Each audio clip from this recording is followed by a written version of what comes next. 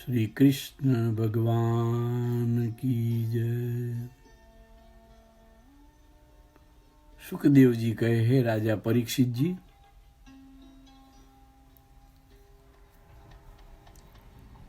વ્રજની ગોપીઓએ જાણ્યું કે અક્રૂરજી વ્રજમાં પધાર્યા છે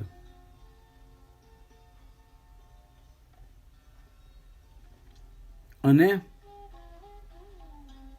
તે સૌના મનને હરી લેનાર શ્રી કૃષ્ણ અને બલરામજીને મથુરામાં લઈ જવા માટે આવ્યા છે।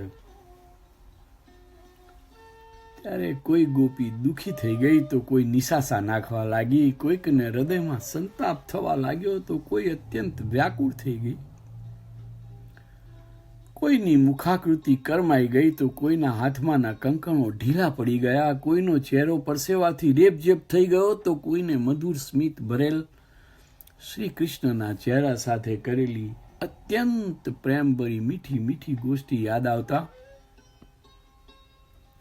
ચૈતન્ય ગુમાવી દીધું હોય તેવી સ્થિતિમાં આવી ગઈ। કેટલીક ગોપીઓ મનમોહનની મન ભાવન ચાલ, ચેષ્ટા, સ્નેહ અને સ્મિત ભરી નજર વગેરેનું સ્મરણ અને ચિંતન કરતા કરતા વીરના ભયથી અત્યંત બેબાગડી બની ગઈ, ગરીબ બની ગઈ, દીન બની ગઈ, વિલાપ કરવા લાગી અને ડુસકા પર ભરવા લાગી। તો કેટલીક ગોપીઓના ચિત્ત પ્રદેશમાં શ્રી હરિ સ્વરૂપ જ એવું અંકાઈ ગયું હતું કે તેઓ તો પૂતળાની જેમ અચેતન બની ગઈ। ઘણી બધી ગોપીઓ ભેગી થઈને વિધાતાને કહેવા લાગી, હે વિધાતા દેવી, આપને અમારા માટે લેશ માત્ર દયા નથી। આપ લોકોને કુટુંબથી, પ્રેમથી, મૈત્રીથી ભેગા કરો છો અને હજી મળ્યાનો સંતોષ થાય કે થોડા કાર્યો સરે કે ના સરે ત્યાં તો તેમને એકબીજાથી અળગા કરી દો છો। હે વિધાતા, તમે જ શ્રી કૃષ્ણને મથુરાથી ગોકુળ મોકલ્યા, અમારો પરિચય કરાવ્યો, મિલન કરાવ્યું, સ્નેહ કરાવ્યો અને હવે અમને એકબીજાથી વિખૂટા પાડવાનું આટલું બધું અયોગ્ય કાર્ય કરો છો।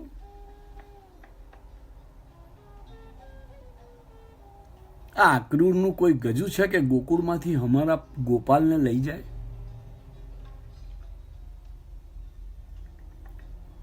એ વિધાતા, આ કૃષ્ણ તો અમારું ચિત્ત છે, મન છે, આંખ છે, હૃદય છે, સર્વસ્વ છે અને તમે તેમને અમારાથી વિખૂટા પાડશો?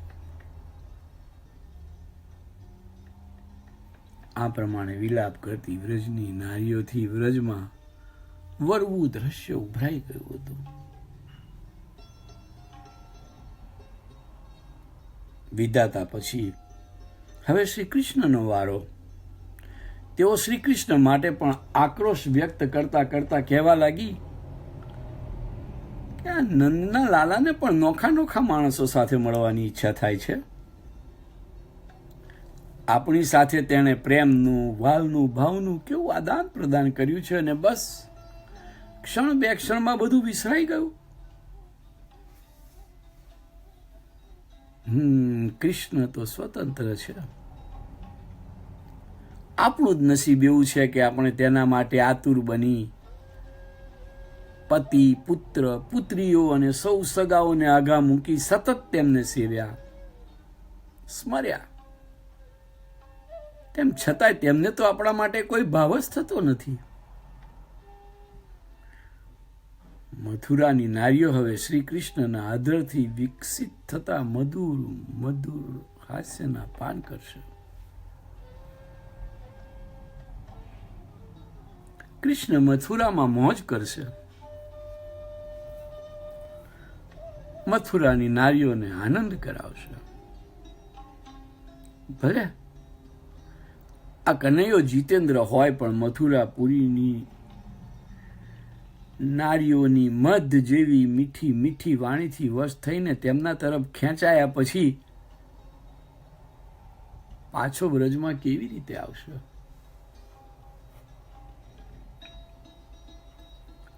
અને મથુરાની નારીઓ તો નગરની નારીઓ, જ્યારે આપણે તો બુદ્ધ, અજ્ઞાન અને ગામડાની ગમાર નારીઓ।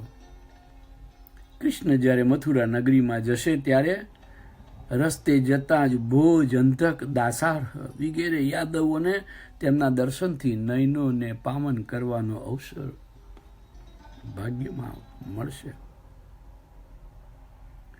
સૌની દ્રષ્ટિએ શ્રી કૃષ્ણના દર્શનથી એક દ્રષ્ટિ મહોત્સવ ઉજવશે. ગોપીઓ આવો વિલાપ કરે છે, ખિન્ન થઈ જાય છે, અને છતાંય ગોપીઓનો બડાકો કે આક્રોશ ઓછો થતો નથી. પહેલા તેમણે વિધાતાને, પછી શ્રી કૃષ્ણને માથે દોષના ટોપલા મૂક્યા. હવે અક્રૂરજીનો વારો. સૌ ગોપીઓ અંદર એકબીજાને કહેવા લાગી, અક્રૂરનું નામ અક્રૂર કોણે પાડ્યું હશે? આ તો નિર્દય છે. તે અક્રૂર છે કે ક્રૂર છે? તેને ભાવ, પ્રેમ, લાગણી કશાયની ક્યાં ખબર પડતી હશે? અમને અત્યંત આનંદ આપનાર પ્રાણ પ્યારા નંદ બાબાના અત્યંત સુંદર સ્વરૂપ ધારણ કરનાર આ કૃષ્ણને અમારા નયનોથી દૂર દૂર લઈ જનાર અક્રૂરને આશ્વાસનના બે શબ્દો કહેતાય નથી આવડતું. અને એકાએક તેમની નજર શ્રી કૃષ્ણ તરફ જતાં જ તેઓ બોલવા લાગી, જુઓ જુઓ, આ કઠોર કૃષ્ણને જુઓ, એ તો રથમાં બેસવા માટે કેવા ઉતાવળા થઈ રહ્યા છે. હવે જુઓ, હા, જો એ કૃષ્ણ રથમાં ગોઠવાઈ ગયા. ગોપજનો તો ઉતાવળ કરાવે છે, ગાળાઓ જોડાવે છે, વડીલો તેમને સાથ આપે છે, સહકાર આપે છે, પણ રથમાં બેઠા બેઠા શ્રી કૃષ્ણ આપણી સામે એક નજર પણ નાખે છે.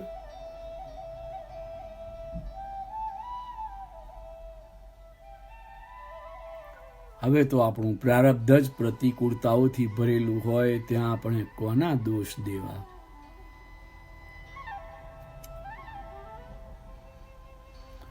આ કૃષ્ણ વિના તો આપણી એક પણ પળ પસાર થશે નહીં. શ્રી કૃષ્ણનું આપણી સામે જોવું, પ્રેમાળ અને મધુર સ્મિત કરવું, લીલાઓ કરવી, રાસ લીલાનો આનંદ આપવો, સાંજ પડે ગાયો ચરાવવી, વેણુનાદ કરતા કરતા વ્રજમાં પધારવું અને આપણી સામે એવી તીરછી નજરથી જોવું, આ બધું હવે આપણને ક્યાં મળશે? ક્યાં મળશે? આમ કહી શ્રી કૃષ્ણમાં બેહદ આસક્ત થયેલી વ્રજ નારીઓ વીર વેદનાને લીધે લાજને નેવે મૂકી દઈને હે ગોવિંદ, હે દામોદર, હે માધવ, હે કૃષ્ણ એમ શક્ય તેટલા ઊંચા અવાજે બૂમો પાડતા પાડતા રુદન કરવા લાગી. ત્યારે પોતાના કર્મોથી પરવારીને અક્રૂરજીએ રથને હાંકવા માંડ્યો અને તેમની પાછળ પાછળ પુષ્કળ ભેટ સોગાદો સાથે ગાડાઓ ચાલવા લાગ્યા, જે ભેટ સોગાદો કંસ માટે હતી. કૃષ્ણ અને બલરામ બંને રથમાં અત્યંત શોભી રહ્યા હતા. ત્યારે સૂક્ષ્મ સ્વરૂપ ગોપીઓ શ્રી કૃષ્ણની પાછળ ગઈ. કેટલીક અલૌકિક ગોપીઓ શ્રી કૃષ્ણના રંગે રંગાયેલી હતી. તે ગોપીઓ દૂર દૂર રથની પાછળ રથને પકડવાનો હોય તેમ દોડી, પરંતુ અક્રૂરે અશ્વને ચાબુક મારી કે અશ્વને વેગ પકડવા માંડ્યો. ગોપ બાળકો, ગોપીઓ સૌ એટલા જોરથી આક્રંદ કરવા લાગ્યા કે હમણાં જ જાણે આખું વ્રજ રડવા લાગશે તેવું લાગવા માંડ્યું. અને ખરેખર થયું પણ તેવું જ. ધીરે ધીરે ગાયો, વૃક્ષો, રસ્તાઓ, નદી સૌ આક્રંદ કરવા લાગ્યા.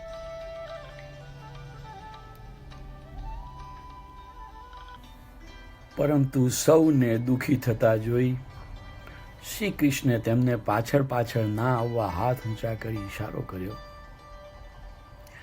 જાણે કે તે કહેતા હતા કે હું તો દૂતો સાથે મોકલાવેલા સંદેશા સ્વરૂપે જરૂર આવીશ.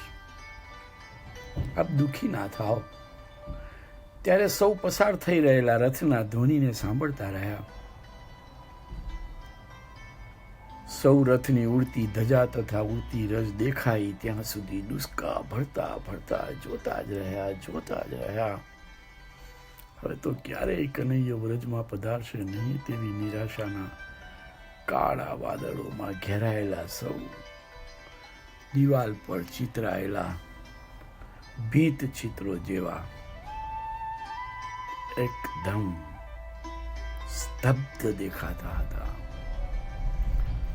ભીત ચિત્રો જેવા એકદમ સ્તબ્ધ દેખાઈ રહ્યા હતા.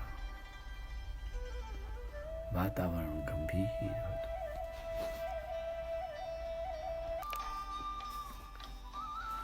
સુખદેવજી કહે, નંદ બાબાએ શ્રી કૃષ્ણ અને બળદેવજીએ અક્રૂર જ્યારે મથુરામાં આવ્યા ત્યારે અત્યંત ભાવભીનું તેમનું સ્વાગત કર્યું હતું. નંદ બાબા તો ભાવ વિભોર થઈ ગયા હતા. જ્યારે અક્રૂરે શ્રી કૃષ્ણ અને બલરામ સહિત સૌને ધનુષ્ય યજ્ઞમાં પધારવા માટેનું આમંત્રણ આપ્યું ત્યારે ભોળા નંદ બાબાને તો ખુશી થઈ ગઈ હતી. તેમને થયું કે કંસને અમારા માટે કેટલો બધો ભાવ છે. પણ નંદ બાબાનું ભોળ પણ કંસના કપટને સમજવા માટે અશક્તિમાન હતું. તેથી જ તો નંદ બાબા એવું બોલ્યા હતા કે નંદ બાબાની પણ ઈચ્છા હતી કે કનૈયો હવે 11 વર્ષનો થયો છે તો તેને મથુરા દર્શન કરાવું. અક્રૂરના આવવાનું કારણ જ્યારે મા જશોદાને ખબર પડે છે ત્યારે તેમના શરીર અને મનના તમામ ભાવો એકાએક વિસ્મયજનક થઈ જાય છે. તે પોકારીને નંદ બાબાને કહે છે, તમે જેને અક્રૂર કહો છો તે તો ક્રૂર છે. એ તમને બધાને લેવા આવ્યો હોય તો તમે જાઓ, બધા જ જાઓ, પણ કનૈયાને ના લઈ જાઓ, કનૈયાને ના લઈ જાઓ. આ મારા લાલની સંભાળ કોણ રાખશે? અરે બાબા, તમને ક્યાં ખબર છે? હું જ્યારે તેને ખૂબ સમજાવું છું ત્યારે તે માંડ થોડું ખાય છે. મારા વિના મથુરામાં તેને કોણ ખવડાવશે? નંદ બાબા, તેને કોણ પીવડાવશે? તેને કોણ લાડ લડાવશે? એ બાબા, હું તો મારા કનૈયાને ના જવા દઉં. એને મારી આંખોથી સહેજ પણ અડગો ના કરો. કનૈયા વિના હું તો ઠીક, પણ સમસ્ત બ્રજ વૃક્ષને થડથી જુદું કરી દીધું હોય તેવું ઉજ્જળ લાગશે. હે નંદ બાબા, તમે તો ભોળા છો. આપને ક્યાંથી માતૃપ્રેમનો અહેસાસ થાય?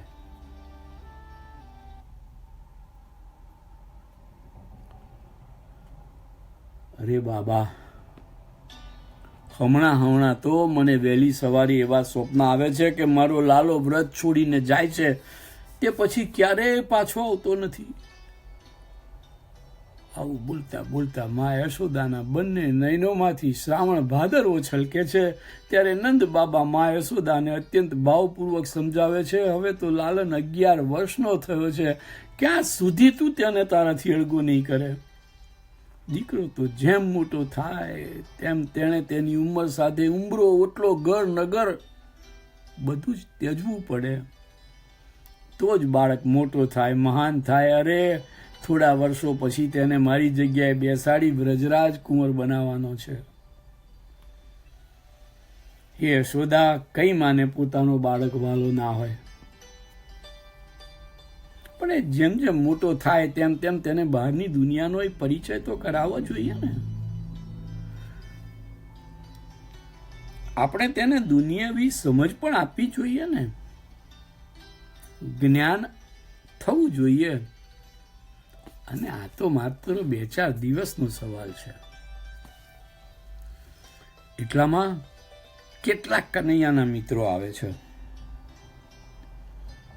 તે સૌમાં યશોદાજીને શ્રી કૃષ્ણના દર્શન થાય છે. ગોપ બાળકોને સમજાય નહીં તેવી રીતે મા પોતાના ગાલ પરથી હળવે રહીને આંસુ લૂછી નાખે છે. નંદ બાબા સ્વસ્થ થઈ જાય છે. ગોપ બાળકોએ પોતાના હૃદયની વાત ફટાફટ ઠાલવતા કહ્યું, બાબા બાબા, અમે પણ તમારી સાથે આવીશું. અમારા વિના કાનાને સાચવશે કોણ? કોણ રમશે કાનાની સાથે? યશોદાની આંખમાં ફરીથી 2-4 આંસુ ટપક્યા અને ધીરે ધીરે ફરીથી આંસુ લૂછી મા યશોદા ચિંતનમાં પડ્યા. જે સમગ્ર જગતના ધારણ, પોષણ અને લય માટેનું કારણ છે તેવા જગતના નાથને માટે આ ભલા બોળા બાળકો વિચારે છે કે કનૈયાને અમારા વિના કોણ સાચવશે? જે સમગ્ર જગતનું પોષણ કરે છે તેના માટે આ ભલી ભોળી ગોવાલણ માં એવું વિચારે છે, મારા વિના તેને કોણ ખવડાવશે, કોણ પીવડાવશે, કોણ રમાડશે? આજ તો કનૈયાની લીલા છે. આખી રાત માં યશોદા સ્મૃતિ પટ પર કૃષ્ણ સાથે વિતાવેલી એક એક ક્ષણ અને માણેલી એક એક લીલાઓનું દર્શન કરતા કરતા આંખેથી અશ્રુધારા વહેતી હતી. રખેને મારાથી ડૂસકું ભરાઈ જાય. યશોદાજી પોતાના અવાજથી કાનાને વિક્ષેપ પડશે તેમ માની સહેજ પણ અવાજ કર્યા સિવાય ઘરની બહારના એક વૃક્ષ નીચે આવી ધીમું રડ્યા કરે છે.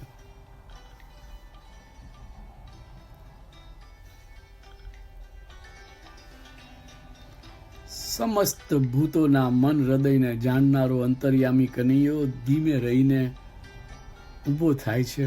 મા પાસે જઈ પોતાની કોમળ કોમળ આગળીઓથી યશોદાજીના ગરમ ગરમ આંસુ લૂછે છે.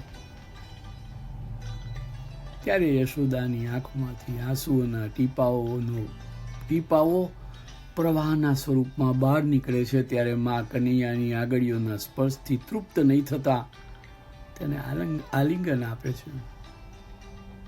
તે સમયે 2-4 આંસુ કનૈયાના ગાલ પર પડે છે. કનૈયો માને આશ્વાસન આપે છે, માં તું રડ નહીં, હું જઈશ, હું પાછો આવીશ. કૃષ્ણ ઉપરના અઢળક વિશ્વાસમાં મા યશોદા કૃષ્ણ ક્યારે પાછો આવશે તે પૂછતા જ નથી અને આ લીલાધર તને સહેજ પણ અરસાર આવવા દેતો નથી. એ તો એવું મરક હસે છે કે મા યશોદા ભાવાવેશમાં આવી જઈ કશું પૂછ્યા સિવાય મારો કાનો જો જાગશે તો કાલે તેને પ્રવાસમાં ખૂબ શ્રમ પડશે એમ માની કનૈયાને પોતાની સાથે સુવાડી દે છે અને કૃષ્ણ સૂઈ જાય છે. આ દિવસથી કનૈયો હંમેશા તેની માં યશોદાના હૃદયમાં રહે છે.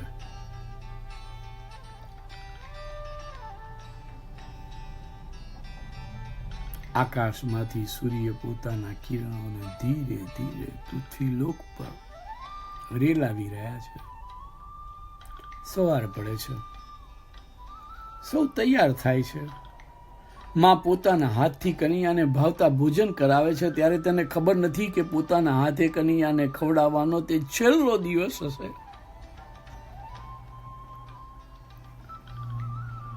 કનૈયો રથમાં બેસે છે ત્યારે એક ગોપીને એટલો બધો વિયોગ થાય છે કે એને મૂર્છિત થઈને ઢળી પડે છે અને મૂર્છાવસ્થામાં બોલે છે, હે પ્રાણ પ્યારે,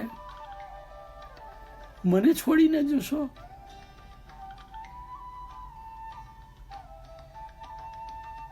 તમે મને છોડીને જશો? સૌ ગોપીઓ પણ અત્યંત વિલાપ કરે છે. ત્યારે શ્રી કૃષ્ણ રથને ઊભો રાખીને કહે છે, હું તો હંમેશા તમારા હૃદયમાં એક સ્વરૂપે રહીશ અને બીજા એક સ્વરૂપે મથુરા જઈશ. આટલું સાંભળતા જ ગોપીજનોને અદ્વિતીય અનુભૂતિ થવા માંડી. ગોપીજનોને માટે તો કૃષ્ણ તેમની સાથે જ છે, તેમની સાથે જ છે. એ ક્યાં જવાનો છે, ક્યાં જઈ શકવાનો છે? હવે અક્રૂર રથના ઘોડાને વેગવંતો કરવા ચાબુક મારવા જાય છે. ત્યાં જ કૃષ્ણ રથ પાસે આવેલી મા યશોદાને કહે છે, માં તું તારી સંભાળ રાખજે, મારી ગાયોની દરકાર કરજે, હું જરૂર પાછો આવીશ. પણ માં, તે મને ખાડણીએ બાંધ્યો હતો તે તો નહીં ભૂલું માં. મને જગતમાં જો કોઈ બાંધી શકે એવું હોય તો માં તું જ છું.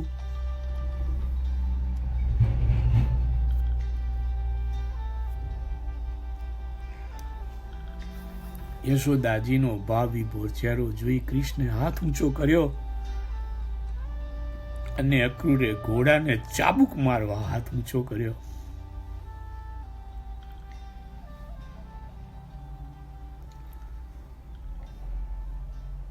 દ્રશ્ય અત્યંત વિલાપમય હતું. ખૂણામાં એક વૃક્ષની નીચે ઉભેલા માં યશોદાની મીઠી મીઠી આંખમાંથી આંસુઓ ધીરે ધીરે એવી રીતે વહેવા લાગ્યા કે રથ, કૃષ્ણ, અક્રૂર બધું જ તેમને ધૂંધળું ધૂંધળું દેખાવા લાગ્યું. પ્રયત્નપૂર્વક યશોદા માએ આંસુઓને પાલવથી લૂછ્યા, ના લૂછ્યા, અને રથ એટલો બધો દૂર જતો રહ્યો કે તે દેખાતો જ બંધ થઈ ગયો. હવે પવન થોડી થોડી ધૂળની ડમરીઓ સાથે રમી રહ્યો હતો અને માં યશોદા આંસુઓ સાથે. સમય જેમ કોઈની પરવા કરવા કે રાહ જોવા રોકાયા વગર આગળ વધતો જાય છે, તેમ અક્રૂરજીનો રથ બલરામ અને શ્રી કૃષ્ણને લઈને આગળ ને આગળ વધવા લાગ્યો.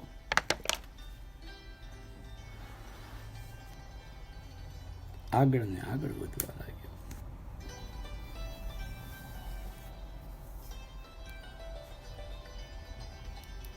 વેગીલા રથને, તેની ધજાને અને રથ ચાલવાથી ઉડતી રજને દેખાય ત્યાં સુધી વ્રજનારીઓ અને સૌ જોતા રહ્યા. ધીરે ધીરે રથ તેમની નજર સમક્ષથી અદ્રશ્ય થયો. સૌ મૂર્તિમંત થઈ ઊભા રહ્યા. સૌને હતું કે આપણા પ્રાણ પ્યારા શ્રી કૃષ્ણ થોડાક આગળથી ફરી એકવાર પાછા મળવા આવશે. આમ તો શ્રી કૃષ્ણ ગોપીઓને હૃદયસ્થ જ હતા અને ગોપીઓએ પણ પોતાનું ચિત્ત શ્રી કૃષ્ણને સમર્પણ કર્યું હતું. છતાંય સૌ નિરાશ થઈ શોકમગ્ન બની પોતપોતાના ઘર તરફ પાછી વળી.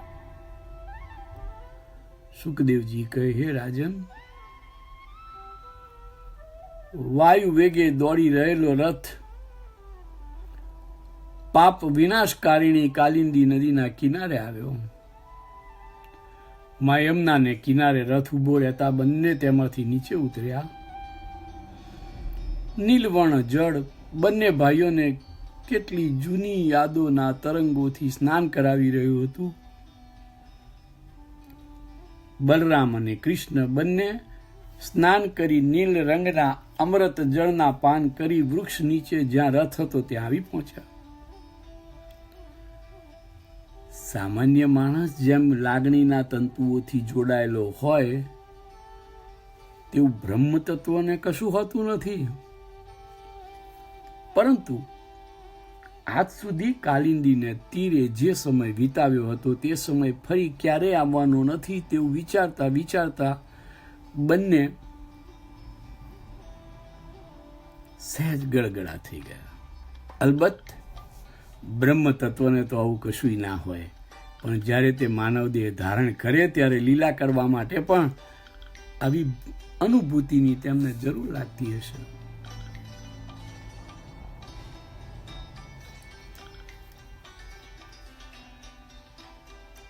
બંને ભાઈઓ રથમાં બિરાજ્યા ત્યારે અક્રૂરજીએ પણ બંને ભાઈઓની આજ્ઞા પ્રમાણે કાલિંદીના જળમાં સ્નાન કરવા માટે પ્રવેશ કર્યો. આ યમુનાજીના અનંત તીર્થ નામના કુંડમાં ડૂબકી મારી અક્રૂરજી ગાયત્રી જપ કરવા લાગ્યા. ત્યારે તેમણે બલભદ્રજી અને શ્રી કૃષ્ણને યમુના જળમાં બિરાજેલા જોયા. આશ્ચર્ય.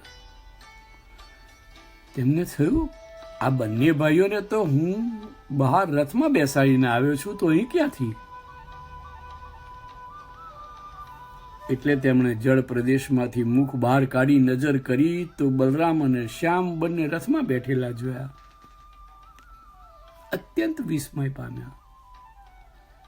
તેમને થયું કે મને જળમાં ભ્રાંતિ થઈ હશે. ફરી ડૂબકી મારી તો ત્યાં શ્રી અનંત દેવના દર્શન થયા. સહસ્ત્ર શીર્ષવાળા આદિ શેષ પર તે બિરાજમાન હતા. સિદ્ધો, ચારણો, ગંધર્વો, અસુરો તેમની સ્તુતિ કરી રહ્યા હતા. એટલું જ નહીં, પણ પ્રહલાદ, નારદ, 8 વસુઓ, શિવજી વગેરે સૌ તેમની સ્તુતિ કરી રહ્યા હતા. તમામ જુદી જુદી શક્તિઓ તેમની સેવા કરી રહી હતી. અક્રૂરજીને જે અદ્ભુત સ્વરૂપના દર્શન થયા તેનું વર્ણન ગમે તેટલું કરવામાં આવે તો પણ અપર્યાપ્ત ગણાય.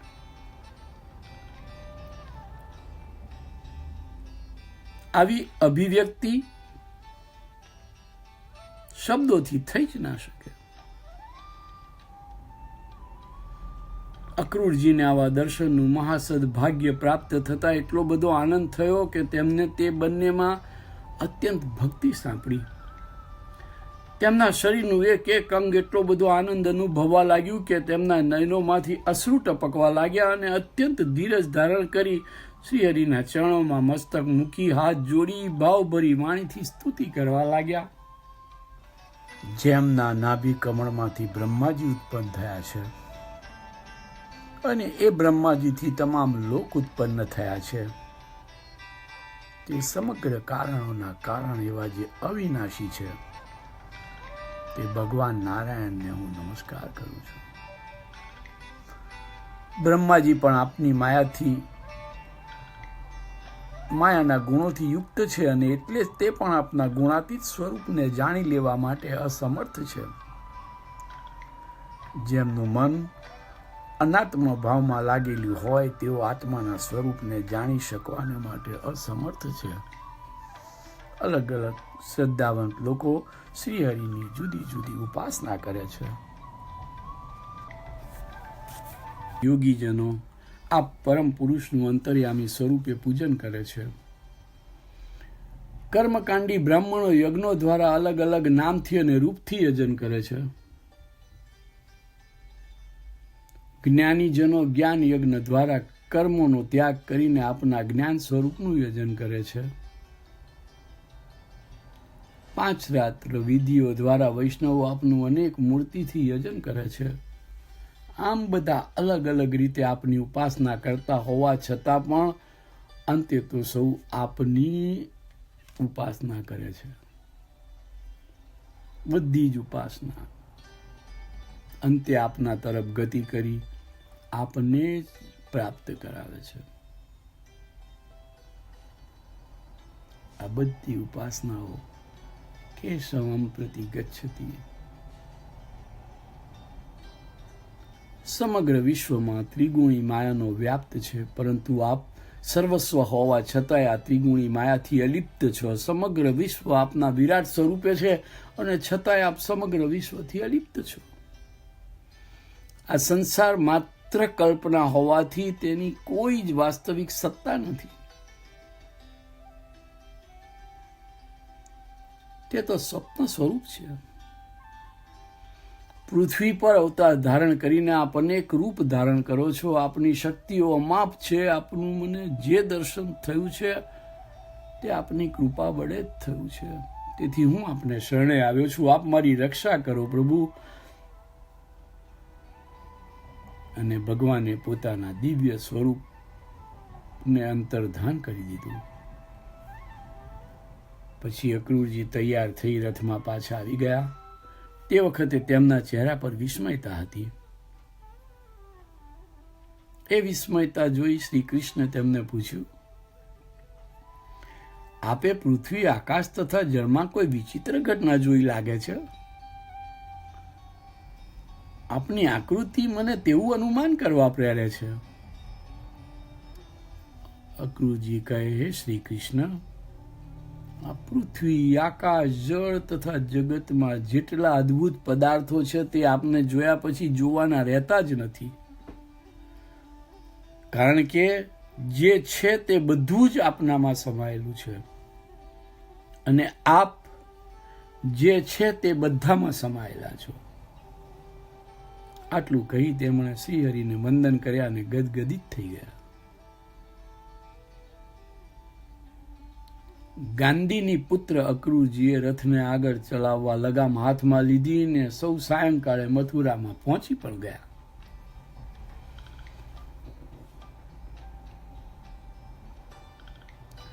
રસ્તામાં ચાલવા વાળાઓ અક્રૂરજીના રથમાં બે લાવણ્યમય બંધુઓને જોઈ તેમના દર્શન કરતા અહોભાવ અને આનંદ અનુભવતા હતા.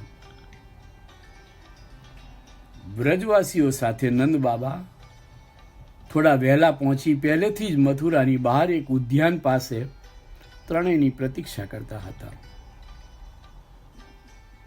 અક્રૂરજી પોતાના રથને નંદ બાબા પાસે લઈ ગયા. બંને ભાઈઓએ પિતાશ્રીને પ્રણામ કર્યા અને અક્રૂરને ઘેર પહોંચવા કહ્યું. અક્રૂરે અત્યંત વિનમ્ર ભાવે બંનેને કહ્યું કે આપને લીધા સિવાય હું મારે ઘેર નહીં જઉં. આવી રીતે મારો ત્યાગ કરો તે ઉચિત નથી. આપ મહેરબાની કરી મારા ઘરે આવી આપના ચરણ કમળથી મારા ઘરને પવિત્ર બનાવો. આપના ચરણને ધોવાની એક તક આપો. ભગવાને તેમને કહ્યું, હે અક્રૂરજી, આપના રાજાને કહો કે તેમની ઈચ્છા અનુસાર આપ કૃષ્ણ અને બલભદ્ર બંનેને લઈને આવ્યા છો. અમે થોડોક સમય વિશ્રામ કરી નગરના સૌંદર્યને નિરખવા નીકળી પડીશું.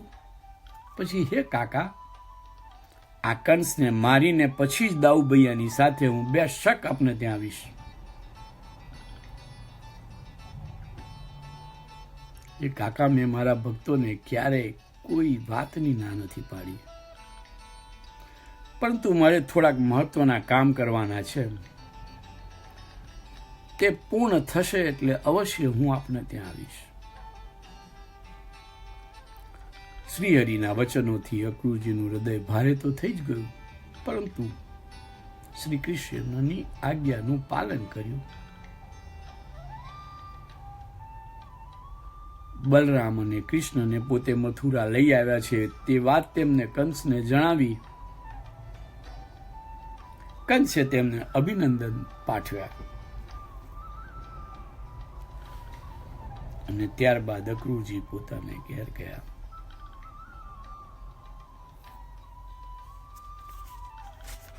અક્રૂરજી રાત્રે સૂતા બેસતા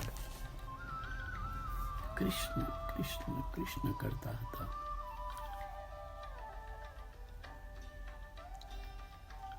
કૃષ્ણમ વંદે જગદ્ગુરુ, કૃષ્ણમ વંદે જગદ્ગુરુ, કૃષ્ણમ વંદે